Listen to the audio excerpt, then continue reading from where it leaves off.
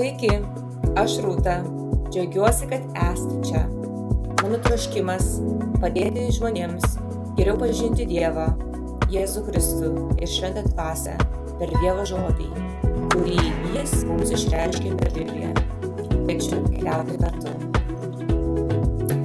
Taigi aš skaitysiu iš D. Carson book, vėlgi knygos The God Who is There, Dievas, kuris yra.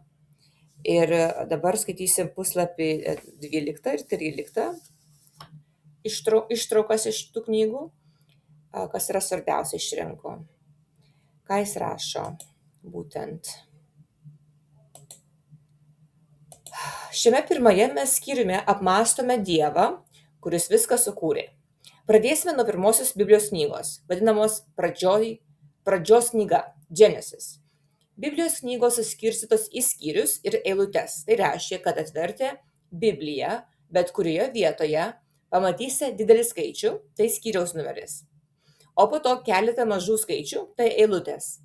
Taigi nuoroda, pavyzdžiui, pradžios knyga 3:2-16 reiškia pradžios knygos 3 skyrių 16 eilutę. Jei nesate susipažinę su Biblija, paprasčiausias būdas susiorientuoti jos struktūroje atversti pirmosius kelis puslapius, kur rasite turinį, kuriame išvardyti Biblijos knygų pavadinimai eilės tvarka. Pradžios knyga, Išėjimo knyga, Levitiko knyga, Skaičių knyga ir taip toliau. Iki pat pabaigos. Visos 66 knygos.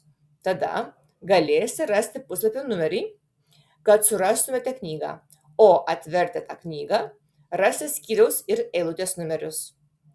Šitoje knygoje aš remiuosi daugeliu Biblijos knygų ir daugybė konkrečių ištraukų. Jei norėsite juos paieškoti, galėsite tai padaryti. Tačiau mes sutelksime dėmesį į vieną ištrauką ir ją išsamiai nagrinėsime. Tokiu atveju geriausia būtų, jei susirastumėte tą ištrauką savo Biblijoje ir sekite kartu. Dar viena smulkmena. Žvilgtelėjus į Biblijos turinį pamatyti, kad ji suskirstyta į 2 nevienodas dalis. Pirmieji 2/3 Biblijos dažnai vadinami Senuoju testamentu ir juos sudaro 39 iš 66 knygų. Ji apima laikotarpį nuo pasaulio sukūrimo iki laikotarpio prieš Jėzaus atėjimą.